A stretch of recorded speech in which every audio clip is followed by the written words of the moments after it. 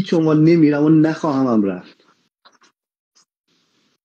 و به خاطر همین که مثلا همین اعتراضایی هم که میشه توی ایران و اینا، مثلا خانم ها میگن فلان باید باشه، میگم چون لقتون برید بجنگید به دستش بیارید. تلفن داره. آره میگم برید بجنگید به دستش بیارید، تا نجنگی و از دست ندی چیزی رو به دست نمیاری. یه چیزی رو باید از دست بدی تا یه چیز دیگه رو به دست بیاری. شهر پلنگی مازیار همه چی اینجا حالا کاری ندارم، بحث به اینجا رسید. من برای اینکه ساکت بودم، حالا خب کاری ندارم خودش، من که تا حالا تو رابطه نبودم واقعیتش، تا این تو به این سن که سن 40، خب واقعیتش توی رابطه طولانی نبودم دیگه. خب برای همین اگر ساکت بودم هیچ حرفی نزدم، برای اینکه آرزو تو رابطه بوده، حالا نمیدونم مازی تو بودی یا نبودی، ترمم که خب بوده، سر همون من ساکت شدم، هیچ نگفتم، فقط یه ذره گوش کردم. ولی چیزایی که مثلا آرزو گفت یه جورایی قابل قبوله، یه جورایی هم نیست. یا تو مازی هر چی گفتی یه جوری قابل قبوله، یه جوری بازم قابل قبول نیست. نمیدونم، حالا باز بچه‌ها پایین چی نوشتن، من که کامنت ندارم، نمیدونم، حالا ترمم که ساکت بود. برای همین من فکر کسی می‌کنم چیز حرف نزنم. ننوشته. اوکی، برای همین من حرف نزدم. میگم چون ببین اینجور داستانا کسی که تو رابطه طولانی بوده یا هست میتونی حرفی بزنه، ولی وقتی نیست مثل من داداش ما بیرون دیگه واقعیتش. سر همین ساکت بودم، هیچ حرفی نزدم. حالا این از من که اگه ساکت بودم چیزی نگفتم. احمد نوشته میسم بجنگ باسنت از دست بده، ترمنه به دست بیار. مازی ناموسن این نوشته، ترمه بخون. میسم بجنگ ترمنه به دست بیار. مازی به اطمینان دارم ها، میدونی. نه شوخی کردم. نه احمد بابا، من رفتم تلفن جواب بدم، اومدم برگشتم دیدم مازی و با ترمه ریختن با هم دیگه. داداش دیگه چجوری بجنگ من؟ میسم حرف نزار تو دهن من، بگو 100 کیلو رو نمیخوام بدم. بابا گفتن دیگه میدم بابا، 100 کیلو رو میدم بابا. حاجی چی بود؟ میسم این پولکیه به درتون نمیخوره. جایزیه میدم دیگه، جایزیه میدم بابا. 100 کیلو بابا، هر کشای مست کی داده کی گرفته. نه آقا اوکیه. آقای توقع میای بالا. نه واقعا میگم اگر شما تو من برسیم بذار ترمه تو حرف نظری، تو نظرتو بگو. ترمه نشستی مثل این موشا اون گوشه نشستی ویز ویز نمی کنی ولی گاز میکنی. حرف بزن. مازی نشسته مازیار من مفخورم. خب مازیار من از اون زنای مفخورم. یه گفتی عمران تو نظرش چیه؟ من در مورد تو همه چیز میدونم. نیازی با مفخوری. ببین من نگاه کن، یه مردی من زن داشته باشه. مفخوریم. خب زن مفخوری هستی؟ من زن مفخوری هستم. بهت میرسه حالشو ببر. نه قبلش هم گفتم عمران مفخور باشه. کنسل شدم دیگه. چرا مثلا این میگه بابا یه چیزی بذار بگم بچه ها، یه چیزی من بذار بهتون بگم. امروز در مورد همین مسئله با دوستم داشتم صحبت میکردم. یه کسی که وضعش خوبه، خب، و هر قدمی ور میداره، وقتی که بری توی رابطه، اول رابطه بیاد یه کسی به کسی شرایط بذاره، اون رابطه کنسل از همون اول خراب. آخه رابطه مگه با شرایط چون باید از چشم از درون بجوشه. نه یه مردی که دست و بالش بازه، چه تو خارج چه تو خارج هم، خب اونایی که دیر وقت اومدن و دست بالشون بازتره، حالا درسی خوندن، دمشون گرمه. من میگم واقعا به قول خواهرم همیشه میگه یه مرد پولدار یعنی که باهوش، یعنی که تلاش کرده، عقل داشته. خلاصه که اینجوری. نه میگه سلام های زیر پنجره. آزاده خانم تشریف آمده. زیر پنجره من میدونم که. نه الان داشتم اتفاقا تلفنش صحبت می‌کردم، گفتم من که تو رابطه طولانی تا نبودم، یکی مثل آرزو یا نمیدونم مازی یا خود همین ترمه اینا که هستن اینا، بخاطر همین ساکت بودم. ولی موضوع مثلا این که بخوای حرف بزنی، کسی حرف بزنه، تو زمانی که تجربه نداشته باشی، ندونی رابطه طولانی چیه، آدم نمیتونیش نظری بده. من فقط همینجوری گوش کردم، یه خود صحبت بکنم، اینا خواستم هی ما بینش اومدم یه چیزی بگم، دیدم نه خدایی یه چیزی داری میگی درسته. بعد مازیار ما بین چیزی گفته، نه خب مازیار هم حرفش حقه. من نشیدم حرفای مازیار، داشتم تلفن صحبت میکردم.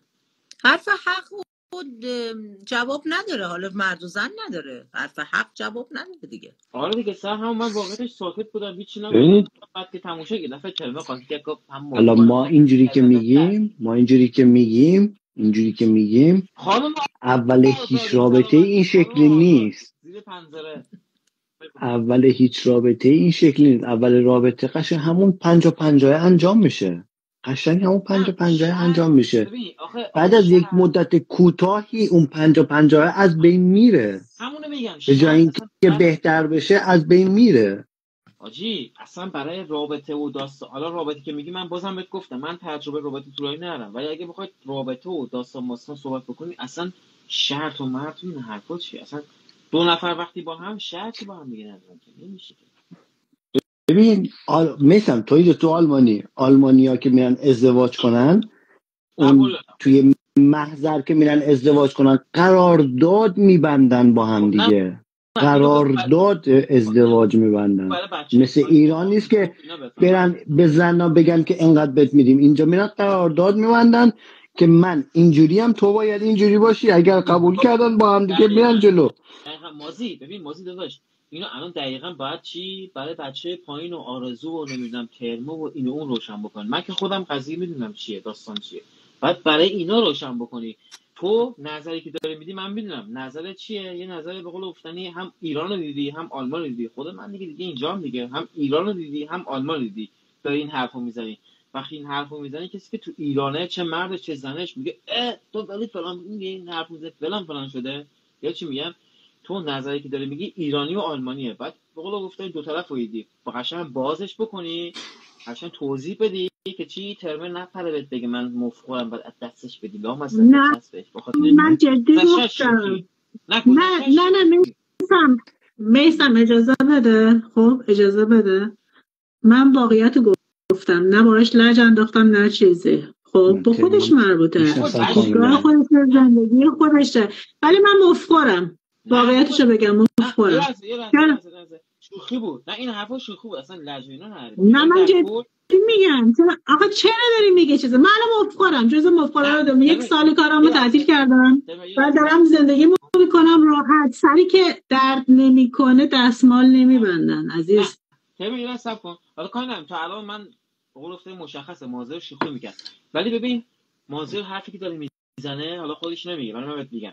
ببین این خودش تو ایران بوده دیگه، حالا اینجا که بزرگ نشده، ایران رو دیده، بعد اومده اینجا. قبلش هم گفت یه آلمانی وقتی میره قرارداد میبنده. این ایرانی و با آلمانی و با هم داره جمع میبنده. بعد الان داره به شماها میگه. بعد وقتی به شما میگه شما متوجه نمیشین چی میگه. قبلش بعد قشنگ توضیح بده آقا تو آلمان همچین شرایطیه، تو ایران همچین شرایطیه، بعداً صحبت بکنید. به خاطر این مثلا به قول افتادی بچه‌ها برمیخوره. ذوقی یه چیز خوبی قشنگی نوشت. ذوقی یه چیز خیلی قشنگی نوشته که 50-50 نمیشه همیشه برقرار باشه. روزایی 40-60 میشه، یه روزایی 30-70 میشه، ولی تا موقعی که متوسطش 50 بشه شانس موفقیت رابطه بالاست. این قشنگه. خب این قشنگه که دو طرف بجنگن. این اون چیزیه که من از 50-50 دارم حرفشو میزنم. بجنگن. ببین اصلا آلمان و ایران و اروپا و کانادا و آمریکا نداره. وقتی دو نفر نجنگن تمام دیگه نمیشه که یه طرف باشه. مثلا دختر ایرانی دنبال این میگرده که شوهر یه چیزی داشته باشه بعد بیاد با شوهر وارد رابطه بشه. همچین چیزی وجود نداره. تو بیا برو با اون شوهر وارد رابطه بشو، خونه تو به هم بکش، با هم دیگه دوتایی بجنگید. دقیقاً. ولی بعد اینم واجب بگی دختر ایرانی که اومده اروپا یا آمریکا یا هر جایی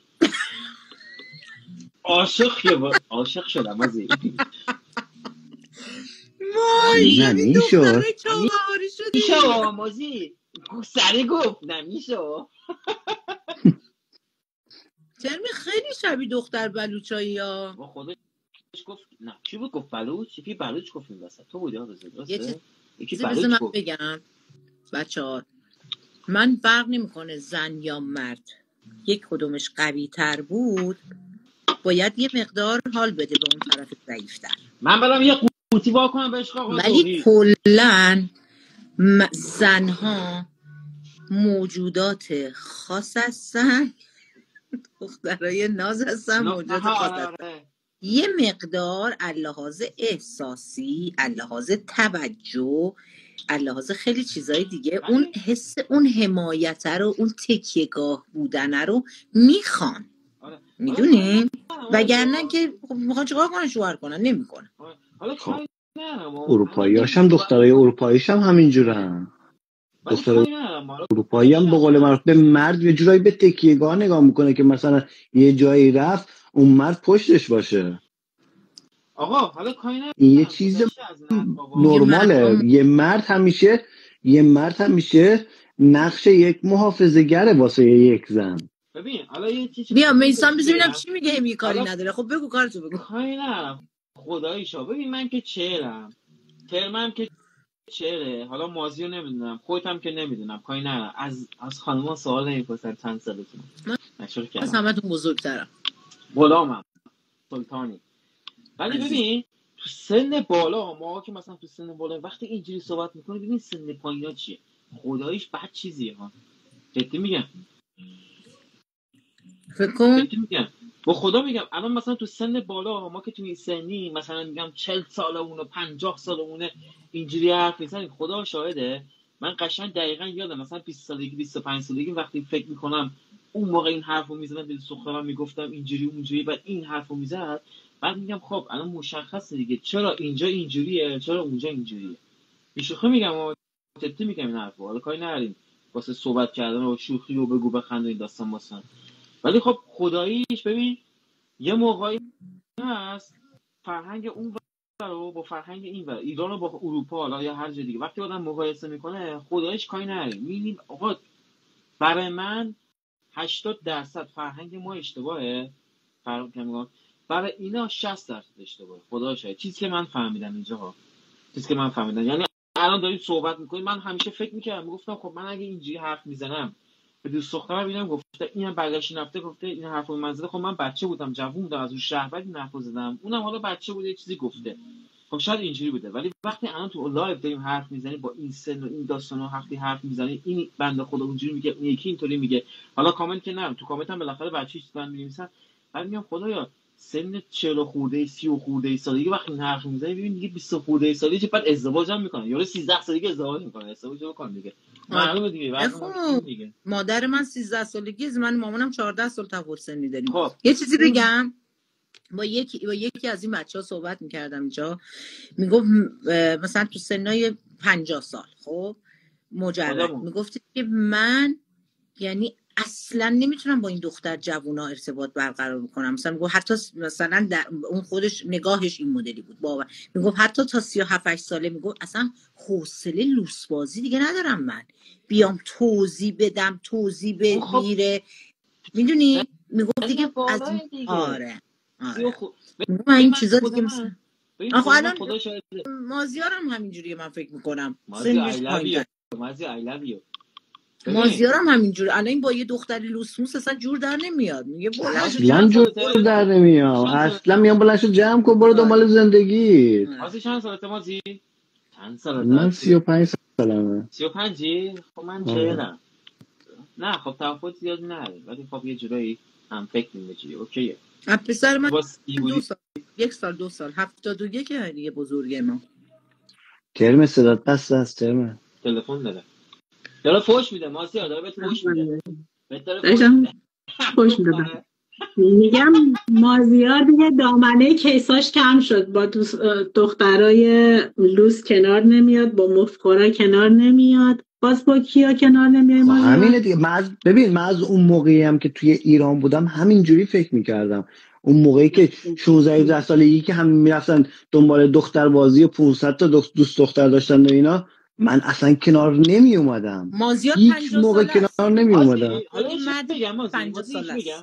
مازیش میگم با سن 35 اگه واقعا این کاری کردی گذشته کار اشتباهی کردی. ببین باید به قول گفتن نمیگم خوبه هم هستا، ولی چیزی که من یه چیزی که به قول گفتن خودم تجربهش کردم، آقا باید همه جوری سر کله بزنی. حالا گذشته از مسئله جنسیشا وای نه ولی باید همه جوری سر کله بزنید تا یه حدی که قشنگ دقیقاً بفهمید.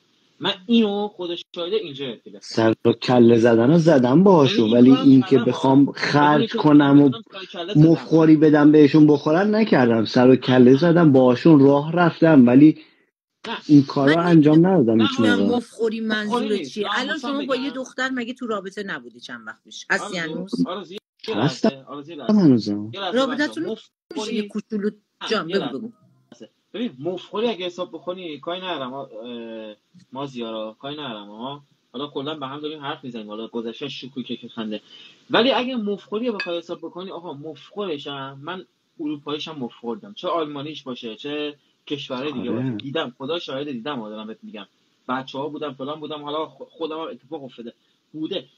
نمیشه گفت مفخوری آقا، بستگی به آدمش داره، فرهنگو فرق میکنه، ولی این بستگی به آدمش داره که چجوری بخواد. من با این دوست دخترم که الان دارم، من از این بابت باهاش مشکلی ندارم، از این بابت اصلا مشکلی باهاش ندارم. ما ایران راه نداره آقا. من خودم تو شرکت کار میکردم یه جا، یه حاج خانم اومد تو خوشگل خوشبدن، بس رابطه است آقا ببخشید، خب تو خوشگل خدا خوشبدن فلان بیسا اینا، من حالا دیدم کاری ندارم، نشسته بودم این زیپ این بنده خدا وا بود، خب زیر مانتو مشخص بود، خب زیپ منم بعضی وقتا بازه دیگه. این یارو حاج آقا برگشت و حاج آقای ما خودمون دیگه، حاج آقا واقعا حاج آقا زیپت چرا بازه بابا؟ خب زیپت چرا بازه؟ خب من وقتی میبینم پس بعد زمان نمیذارم بره سر کار دیگه تو ایران، ولی اینجا یارو حاجی پوشیده دیگه، خودت داری میبینی، ما حالا بچه دارم اینا حاجی لپ کونه یارو بیرونه دیگه، گفت دیگه لپ کونه یارو بیرونه، میبینی صحبت فقط آقا سلام خداحافظ خیلی هم چاکرام میکنه یارو تموم شده، بعد یه نفر بعدی میاد تو چاک فلانچش بیرونه. ولی ایران ور نمیداره سر همین داشت، اصلا قضیه ایران ول کن خدایی سخته. من نمیگیرم چی میگی میسم، تو چی داری ها نه زیپت بازی بعد رفتی کجا؟ من نفهمیدم نگرفتم مطلبو. ایران رو میگم مثلا قضیه ایران وقتی صحبت میکنی از موضوع کار و نمیدونم همین مفخوری و بند و بساط ایران قضیهش خیلی فرق میکنه. البته الان دخترای ایران هم اکثرا دارن کار میکنن، دخترها بیشتر از پسرا تو ایران دارن کار میکنن، همه اکثرا دستشون تو جیب خودشونه تو کارهای زیبایی مخصوصا. خب این حرفی که من اون موقع که من تو ایران بودم خدا شاهد کاری ندارم، مثلا یارو صحبت میکرد میگفت تو ایران یارو زنه میخواست بره سر کار ولی نمیذاشتش، بچه‌ها نمیذاشتن، یارو شوهرش نمیذاشت، و چون با به چشمای خودم تو جامعه من میدم قضیه چیه. منم بابای بچه‌هام دوست نداشت، من هر کاری میکردم من داشتم قهرمانی خیلی چیزا رو میگرفتم، کارهایی که زیبایی دوست نداشت جلومو میگرفت. خب دیگه بعد از ایران من اومدم اینجا دارم میبینم، بعد نگاه میکنم میبینم آقا یارو تو ایران یه همچین حرفیو میزد، بعد تو اروپا قضیهش اینجوریه سر همون. خب یارو تو ایران نمیتونه برسه سر کار نمیکنه، یا شوهر اجازه نمیده یا زنه خودش میبینه آقا ازش سوء استفاده میکنه یا فلان چیزو میگن. حالا کاری نداره قضیه مفخوری و بنده بساط اینا، حالا یه سری‌ها هستن این کارو میکنن، نمیگیم این کارو نمیکنن، هستن یه سری خدایی سوء استفاده میکنن. خانم آزاده یه دونه ببخشیدا داریم ما اینجا، شما اونجا میسم منو شبیه آقای ببخشیدا من کامل ندارم. نه برای آزاده یه پیغام دادم، پیغامو گرفت میگه که خانم آرزو آقا میسم درست میگه درست میگن درست. چطوری سهیل جان؟ خوبی عزیزم؟ ببین یه چیزی بگم، نگاه کن، رابطه با رابطه فرق میکنه، ایران با اینجا فرق میکنه. ایران اکثر مردا دوست ندارن زناشون کار کنن، یه سری الان انقدر فشار اومده دوست دارن کار کنن دیگه، یکم تغییرات به وجود اومده. اگه اومده باشه خدای من خوشحال میشم ناموسم. ببین کاری ندارم، نه تغییراتی که منفی باشه اذیت بکنه، تغییراتی یه جوری به قول مغز یارو رو باز بکنه. ببین چی میگم؟ نمیدونم من غیرت دارم، من بابا میگه آقای زیر پنجره چی میگی؟ بابا بیا پیوی من کمکت. دروغ میگه به همه از این قولا میده ولی عملیش نمیکنه. خیلی دروغ و آزاده. خانم آزاده شما تشریف بیا پریوات. قمه کناریش قمهشو در میاره، حواست باش. شکرم ناموسن. نه حالا کاری نه من گوشو بزنم تو چیز تو شارت داغ شد. خانم تهران شما صحبت کن. ماشاءالله اون پایین که میری زبون داری اندازه یه تیر برق حرف بزن. همش در مورد رابطه ترم جون بودا این بحثا که ما گفتیم جوانان بنی هاشم که میخوان برن در رابطه یه رابطه ای رو شروع کنن، بیرون از ایران هستن قوانین خودشو داره، داخل ایران هستن قوانین خودشو داره. داخل ایران هم الان همینه، به خاطر چی به گوه رفته، به گوهی رفته زندگیاشو، به خاطر همینه که این چیزا رو رعایت نمی‌کنن. خب اونا کار خودشونو دارن. نه حاجی من خود از اذیت نکن. من داخل ایران حرف من تو تغییری من نبودم نمیدونم، ولی خب من الان داخل ایران که اون موقعی بودم با الان که اینجا هستم دارم به قول افتادی حساب کتاب میکنم، ولی الان من نمیدونم و شنیدم میگن ایران نمیدونم از اروپا بهتر شده نمیدونم. ببین از اروپا یه چیز در ظواهر شما میبینی بهتر شده، ولی یه سری از لحاظ تکنولوژی از لحاظ زندگی فرق میکنه با اینجا.